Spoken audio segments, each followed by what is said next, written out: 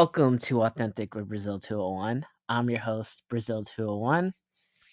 We have a more somber show for you today. Obviously, uh, there's still the fires that are happening in Los Angeles, and allegedly, well, not allegedly, the winds for the next 3 days are probably going to make the fire spread worse tomorrow over the next 3 days, and more people are probably going to lose their house. Obviously, as someone who works in the entertainment industry, I know a lot of people who lost their house over the last week in Los Angeles. Um, I I asked them what are a couple of charities they trust that are real, meaning they are real because you get the tax deduction. So they are real charities. There's no scamming. I'll put them in the show notes. We have the Pasadena Humane Society, the PCC Community Relief Fund, the Los Angeles Fire Department Foundation, Mutual Aid Los Angeles, and the actual labor community, the Los Angeles Fire Relief Fund. All of that will be in the show notes. The show today is going to be first, obviously, just discussing the LA fires. What is LA 2.0? Elon Musk is apparently may allegedly buy TikTok. Landman, overall thoughts with the show, what it did right, what it did wrong, and the NYC mayoral race. And me still bitching about congestion pricing, even though I do not drive into New York. I still think it is ridiculous to tax people to drive below 60th Street. So first, what is LA 2.0 going to be? I don't know if people understand. It's not The Sims. There's no just like rebuilding houses. A lot of people I know who like lost their house, they're normal middle class, maybe like upper middle class people, but they're also people like inherited these homes from like their parents. A lot of these houses were built in the 1940s and were with like kindly scaled up 1940 style property taxes. Like they're not paying the insane like property tax that like Mandy Moore was paying in her place or JJ Redick was paying in his place that they also lost, right? And all the houses that were not burned down, they still have to be seen if the foundation is correct on these houses. Like just because the house overall wasn't destroyed doesn't mean the house is you're actually allowed to go back to live in this house. We have the same situation on the East Coast after hurricanes. A lot of time, not the houses are condemned because of this situation. The foundation is just such a problem. And if you're one of these houses that did survive, right? Like everything works out that you're allowed to move back in, the construction is going to take at least 2 to 3 years, despite what Gavin Newsom can cut all the red tape he wants.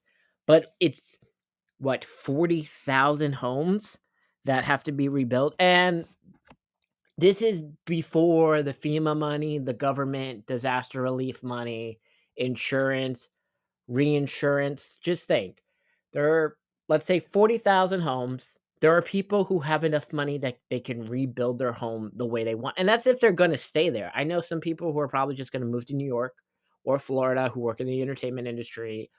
Maybe they move to Brentwood, downtown LA, the Valley. Like, there's just, you have 40,000 unique situations because either they're not going to build the exact same house. Obviously, these houses that are built this time around have to be fire resistant. In the same way, houses that were built post Hurricane Sandy, they had to be made flood resistant and hurricane resistant. These are just changes that are going to happen. And I don't like, is it they're going to make all the houses look exactly the same? Like, this is such a complicated thing because it's going to take months first to just make the foundation to rebuild these houses fine. And then it is going to be a process of what are these houses going to look like? Is there going to be like a forced mandate? All these houses have to look the same from Gavin Newsom. The government says all the houses are going to have to look a certain way. If you're using your own money and not the disaster money, are you allowed to pick what the new houses are going to be as long as they follow these types of regulation? Also, the pricing. Everything is going to be built at once. You're going to have to be hearing construction noise nonstop for 2 to 3 years if you're a house that did like survive. And I don't think a person whose house did survive is going to want to tolerate that either. I just I don't know what like LA 2.0 is going to be because this is something that's going to this like rebuild effort is going to take 2 to 3 years. because you just have to just America doesn't build things at all properly. We are not a country that seems to be competent at all. We are good at like getting relief money out and things like that, but to rebuild, we take forever.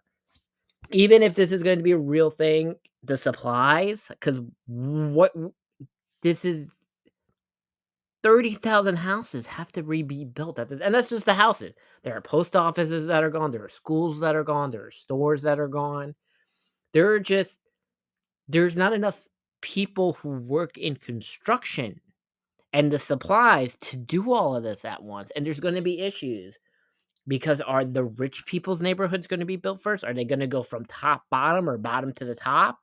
Is it going to be, self-funded houses get to be rebuilt first, or the government mandated houses from the FEMA says have to be built first? Is it going to be whoever can get their insurance money out? Like this is an entire situation, and it sucks because there are so many people who are just like, I'm not going back.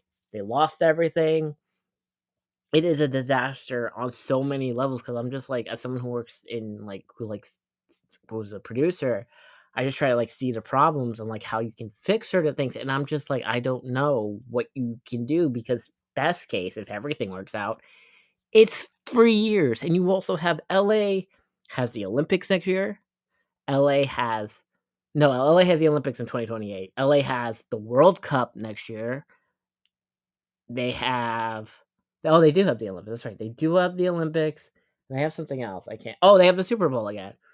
Right? So all of this also has to be rebuilt rapidly. And I don't see, like, here's a good example. That bridge in Baltimore, the one that got knocked down, they still have not rebuilt that, and that is a bridge that the Eastern Seaboard needs. This is what I'm saying. We are just not good at rebuilding things fast because of regulations, and Gavin Newsom can cut all the regulations he wants, and the federal government can. It's just there's a supply. This is, like, worse than the pandemic shock value, and it just sucks for everyone because I know so many people who lost their houses who are not rich, and they have no idea because they have some. I don't live in California, but they have some weird state funded insurance thing for houses because their own fire insurance plan got canceled, like in March of last year because for whatever reason. So they have some weird state government fire insurance, and I don't know how all of this is going to get paid out. It's like $60 billion in damages, and obviously, and it sucks because I just sucks when you know so many people who just also lost shit. Anyway, the next thing, uh, according to Bloomberg, not the person, the company, uh, the Chinese government may be okay with doing a sale to Elon Musk to purchase TikTok, which is fascinating for a lot of reasons because I've been pro TikTok ban the entire time. You know what? I don't care about all the hot women who are like gonna like I'm gonna lose my income come Sunday. People with real jobs get fired and they lose their income and they have to get a new job. You are not special because you're attractive and you push a tea product or AG1 or Blue Chew or whatever fucking stupid product nobody in real life uses that you only see online. And I think a lot of them are finally realizing, like, there's some really hot girl I follow who's like, I just moved to New York and I don't have a real job. I've never had a real job. I've only made money through TikTok. And she doesn't know what to do, even though we all knew the TikTok ban is happening. Okay. Now, will the sale to Elon happen? I don't know. The dude from Shark Tank is putting a whole group together for 200 billion. I am going to assume because it involves the Shark Tank guy, I'm going to assume Elon Musk is going to be involved, and then it's not going to be sold with the magical algorithm from our Chinese spy that knows us. Like, I guess when TikTok comes back the second time around, it is not going to have the magical algorithm. I'm not going to see all this, the hot people anymore, or the cats, or the giant tortoise. There's Tiptoe the tortoise. It's like one of my favorite like TikTok animals, and I'm glad she lost her house. Really sucks. Also, that tortoise is 200 pounds, crazy. But I'm glad they're like rebuilding his little house that he had. You know, Sucks for all I'm gonna miss the TikTok famous pets. Not gonna really miss the hot people because they just push products and they don't believe anything they say.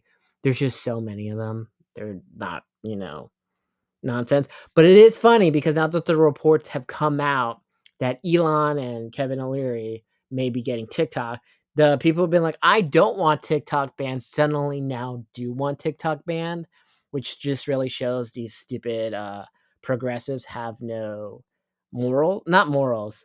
Was it morals? I don't really know. But their values are really funny. Because if it's the people they don't like get the app, they suddenly don't want to use the app anymore, which shows a lot of bullshit. Next, Landman. So Landman aired its season finale on Sunday, and Landman started off very strong. I loved it. I loved Kayla Wallace's character Rebecca. I love Tommy. I am very confused with the whole Cooper arc because when we meet Cooper, which is Tommy's oldest son, it's implied he's your standard white trash kid who is a dropout, and then that's why he's working, the rig. But then we learn he has an engineering degree and is a genius who can also do Muay Thai. Very confusing. And obviously, he's dating the hot Mexican chick, Ariana. I just, Landman had a lot of interesting characters. Right, yeah, Ariana. And the thing I never bought with Ariana, right, is that she was married to Michael Pena's character. And before the season finale, it's very heavily implied that Michael Pena, but his character is like just basically knocked her up, and that's why they're married, which I could kind of buy. But then we see in these photos that I guess they were dating for quite a while, and I just don't believe Michael Pena could pull Ariana at all. Also, everyone seems to have the issue that with the daughter Ainsley is way too sexualized.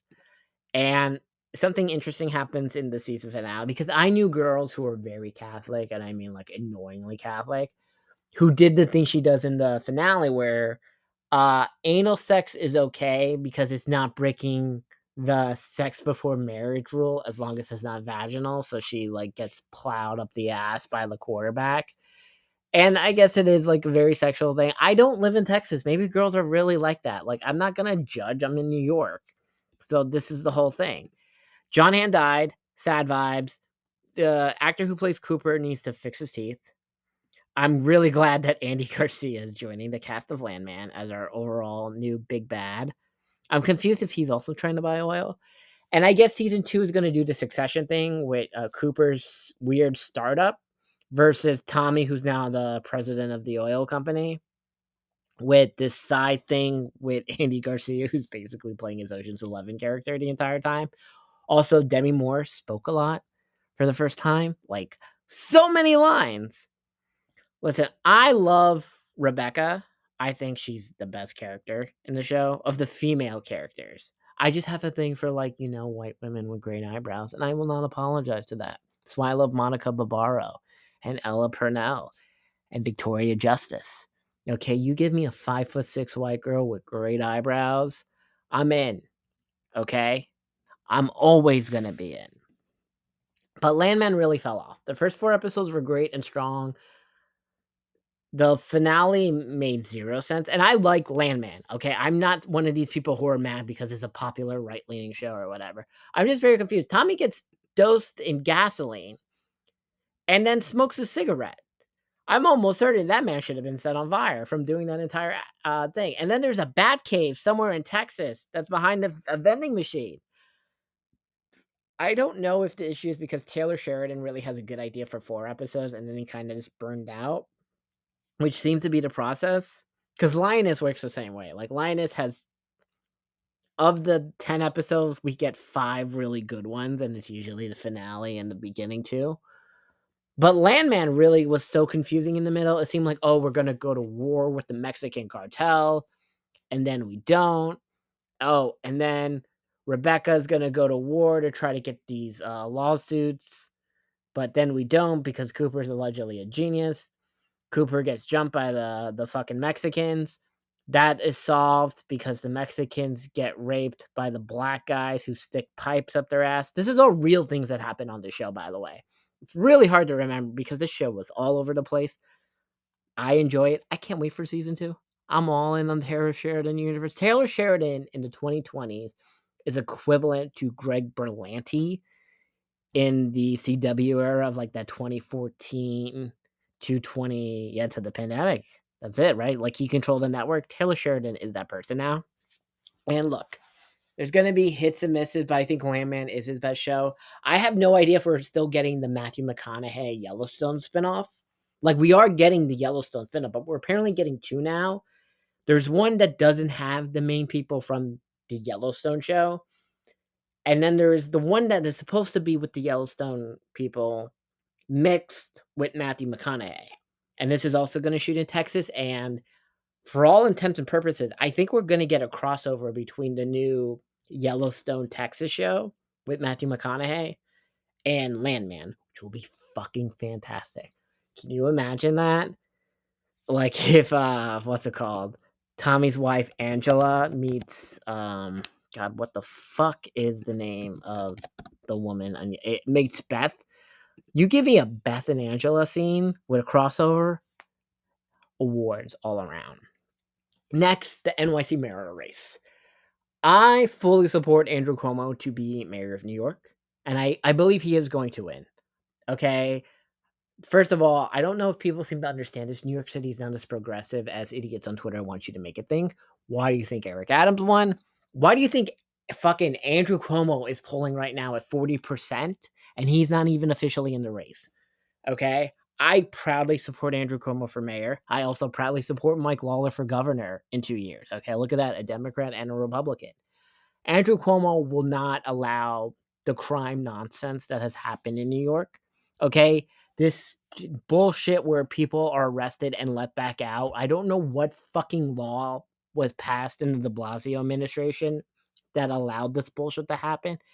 The country does not want progressives anymore, at least in regards to crime and the diversity bullshit. So I assume because when Cuomo wins, Cuomo's going to carry Cuomo type Democrats with him to the state assembly, to the city council, and to other various things. So they'll probably attempt to finally, when people get arrested, they get arrested. And obviously, the mass deportations will begin in a week. And hopefully, Roosevelt in Queen Avenue in Queens will be cleaned up. That fucking hotel on 51st Street will be cleaned up.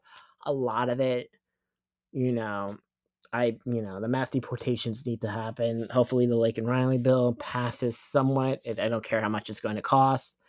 These are things that need to happen, whether you agree with it or not. Progressives, you are losers. You can have fun by putting pronouns in your bio. Nobody in real life who isn't an annoying piece of shit speaks that way. That's just how that is.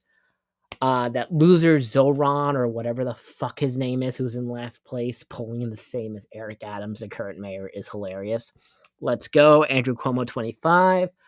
Let's go, Mike Lawler 2026. Fuck congestion pricing. I don't know if in regards to the Trump tax bill, if congestion pricing ban is going to be included with that. I assume it will be because federally they can make it that open roads can't be tolled or whatever in some weird way. They did this once before when they were going to put a toll on the Brooklyn Bridge. So hopefully that happens. Anyway, that's been another great episode of Authentic with Brazil 201. The charities will be in the description links below. They are real charities where you will get a tax deduction, so you know they are real charities.